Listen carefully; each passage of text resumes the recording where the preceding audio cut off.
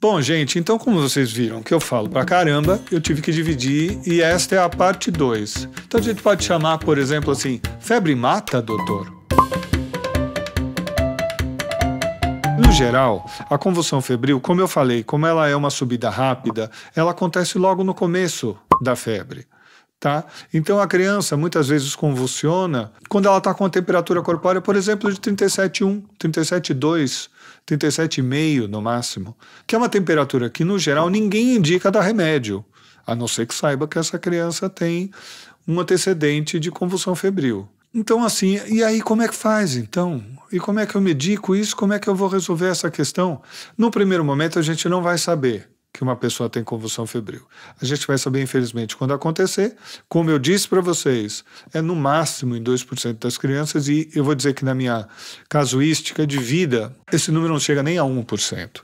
Eu tenho hoje por volta de 800 pacientes no consultório, eu tenho 3 crianças que tiveram convulsão febril, 2 delas são irmãs, inclusive. Então, essas 2 crianças estão muito próximas. Uma delas já é grupo de risco para outra, entre aspas, né? Porque elas tiveram convulsão. Então, esse número nunca é essa coisa tão avassaladora. E é lembrar que é desde o começo. Então, não é uma coisa que você consiga prevenir. A partir do momento que isso começa a ser um pouco frequente, você vai encaminhar para o neuropediatra vai ver se ele vai entrar com uma medicação na hora da febre, que é anticonvulsiva, ou se essa pessoa já entrou num nível em que aquilo deixou de ser convulsão febril e passou a ser epilepsia. E aí como é que a gente trata isso? Eu costumo dizer a seguinte coisa, às 3 horas da manhã, os pais tratam do jeito que eles quiserem, porque eu não estou na casa deles, eu não tenho como arbitrar esse tipo de coisa. Então se eles são apavorados, se eles têm uma família que todo mundo é apavorado com febre, a criança está com 37, são 2 horas da manhã, e eles estão apavorados que a criança vai ter uma convulsão, mesmo que eu tenha falado tudo isso para eles. Entendeu? Então dá a dipirona, dá o paracetamol, ou traduzindo em nome comercial mais conhecido, no caso da dipirona, dá a novalgina, no caso do paracetamol, dá o Tilenol, o Pratium, e sem estresse. Porque uma outra coisa que eu também costumo dizer é que assim, se você sabe por que você está dando um remédio, para mim está tudo bem. Se então, no caso da febre, você sabe que você está dando remédio para sua filha ou para o seu filho, para você se acalmar, para mim está tudo bem. Entendeu? Você pode dar o remédio para sua filha ou para o seu filho para você se acalmar, porque senão o desequilíbrio acaba atrapalhando a própria criança. Ao passo que o remédio dado em dose adequada e em frequência adequada não vai fazer maior mal para a criança. E aí me lembrem que eu tenho que dar um detalhezinho dessa história. Mas, quando eu penso que eu vou dar um remédio que está indo contra uma defesa do corpo, dependendo da medicina que eu estou fazendo, e mesmo dentro da medicina alopática, eu posso falar assim, não, espera um pouco. Toma alguns cuidados antes de fazer isso. Aí eu me lembro do primeiro cuidado que todo mundo faz.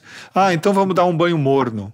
Tá, eu não sei se algum de vocês já teve esse infortúnio de quando está com febre, tomar um banho morno ou frio.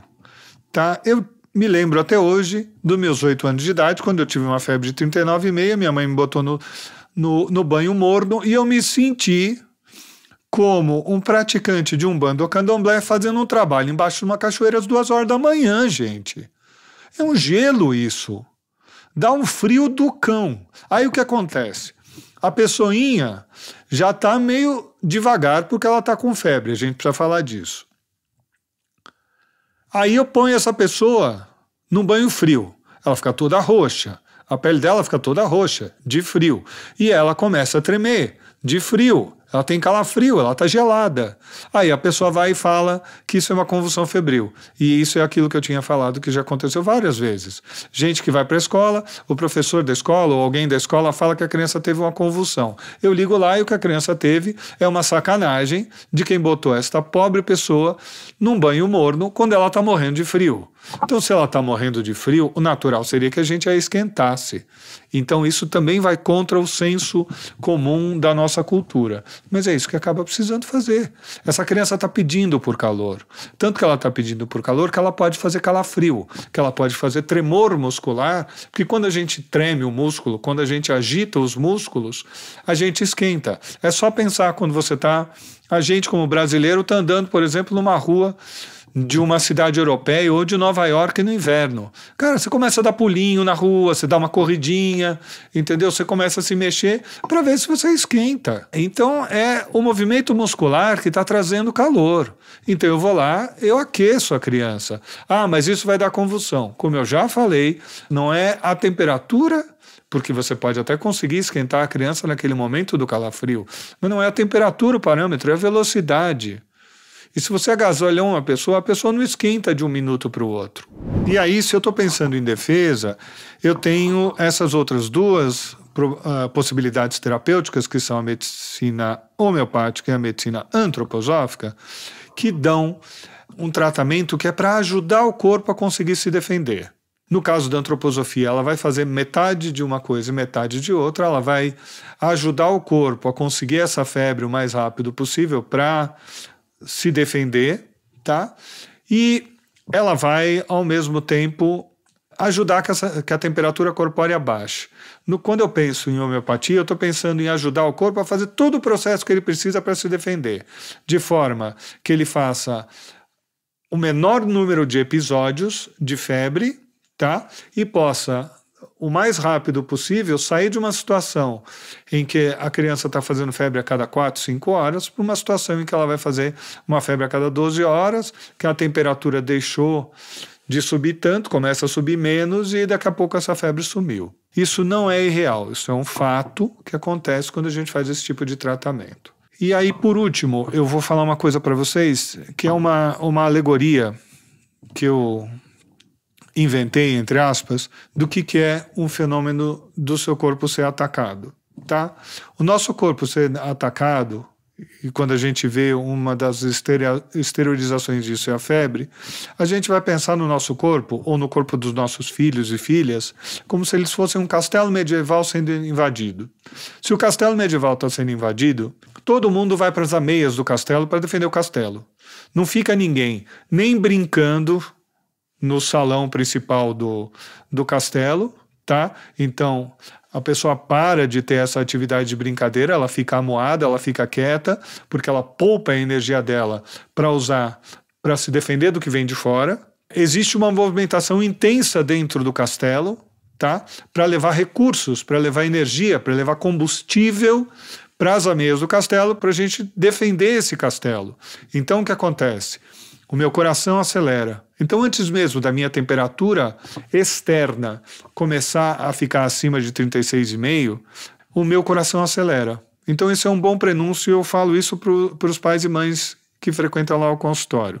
Você percebeu que o coração acelerou, a criança fez uma cara de meio amuadinha, você sabe que daqui a pouco vem febre, você vai começar com esse tratamento homeopático antroposófico que eu vou te prescrever. O coração acelera porque ele precisa mandar mais sangue para os pulmões oxigenarem por minuto, na unidade de tempo. O que vai acontecer inevitavelmente? Os pulmões vão respirar mais rápido. A gente vai aumentar a frequência respiratória para extrair mais oxigênio do ar, que é o nosso combustível, tá? E eu vou ter um processo de febre, ou seja, eu vou pegar óleo quente e jogar em cima do meu invasor, para matar o invasor.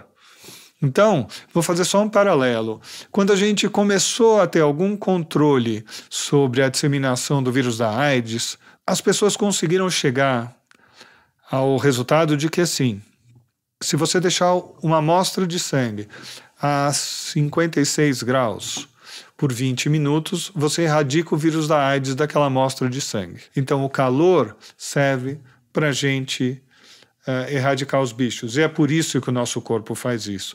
É por isso, por exemplo, que a gente fazia no passado, quando não tinha fórmula, você pegava o leite de vaca e você fazia fervura, você levantava a fervura do leite. Eu não sei se alguém de vocês tem um parente um pouco mais velho que fazia isso. Então, punha o leite para ferver, o leite ia ia começar a levantar, você tirava do fogo, você deixava abaixar. Aí você punha de novo, aí você tirava do fogo. Aí você punha de novo e você tirava do fogo. Ou seja, você esquentava, reduzia a temperatura, esquentava, reduzia. Feito isso de maneira mais profissional, o nome que se dá para isso é pasteurização. Tá? Eu estou pasteurizando aquele leite, eu estou matando os germes que estão lá através do efeito de calor e esfriamento, calor e resfriamento, tá bom? Então, quando eu esquento, então eu faço uma curva de elevação de temperatura, eu atinjo um platô, um valor desejável, eu mantenho esse platô.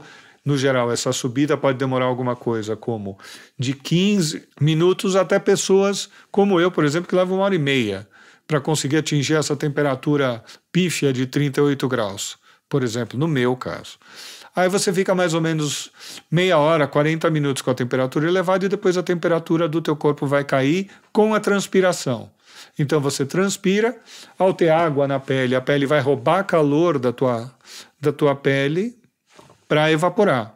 E aí a gente resfria. E aí, vou parar de novo, mais um detalhe. A gente jamais mede a temperatura de uma pessoa que está transpirando, porque a temperatura dela pode estar de 35, 35,5. É muito baixo e a gente vai ficar assustado. E o corpo da gente funciona com uma lógica que tolera bem mais do normal para o mais alto do que do normal para o mais baixo. Então, vou dar um parâmetro em relação da febre, que ela é um bom exemplo, e eu vou depois falar do açúcar do sangue, da glicemia. A minha temperatura corporal está lá, 36,5, externa, né? Até 40, 40,5, o meu corpo não está sofrendo nenhum processo de destruição nem nada. Se eu sair do 36,5 e for para o 35, o meu corpo começa a desligar. Com 34,5 eu estou desligando. Eu estou entrando em hipotermia, choque hipotérmico, risco iminente de vida ou de morte. Pensar no açúcar do sangue. Vocês devem conhecer gente diabética. No geral, quando você vai fazer quando a pessoa tem o primeiro momento em que vai fazer o diagnóstico de diabetes, se for um diagnóstico assim de urgência, o açúcar do sangue da gente deve ficar lá por volta de 90. Vamos usar esse número mágico de 90. Você faz num primeiro episódio, que a gente chama de primodescompensação diabética, o açúcar do sangue está 300, 400. A pessoa está vermelhinha, fazendo xixi adoidado, comendo adoidado, bebendo água adoidado, mas conversando com você. Se o açúcar do sangue sair de 90 e for parar abaixo de 60, 55, eu posso convulsionar ou eu desligo, entro em coma. Tá? Então a tolerância do nosso corpo é muito maior para o que sobe do que para o que fica abaixo. Então lembrem dessa alegoria, o nosso corpo é um castelo medieval que precisa de energia, então ele respira mais depressa, ele bate o coração mais depressa, ele joga óleo quente no meu oponente, no meu invasor, então eu faço febre, tá bom? Eu fico paradinho e eu também não quero comer. Num castelo sendo sitiado, vamos dizer assim, ninguém vai falar, que beleza, agora vamos parar para o almoço, vamos fazer um churrasquinho. Não vai dar, né? Então, quem está com febre não come, tá bom? Usa as energias que já tem para se defender. Acho que assim, pelo menos por enquanto, a gente chegou ao fim dessa cruzada contra a febre ou a favor dela. Vocês que vão decidir, tá bom? Então, a gente vai ficar por aqui. E para a próxima semana, um assunto diferente. Aguardem. Até de repente.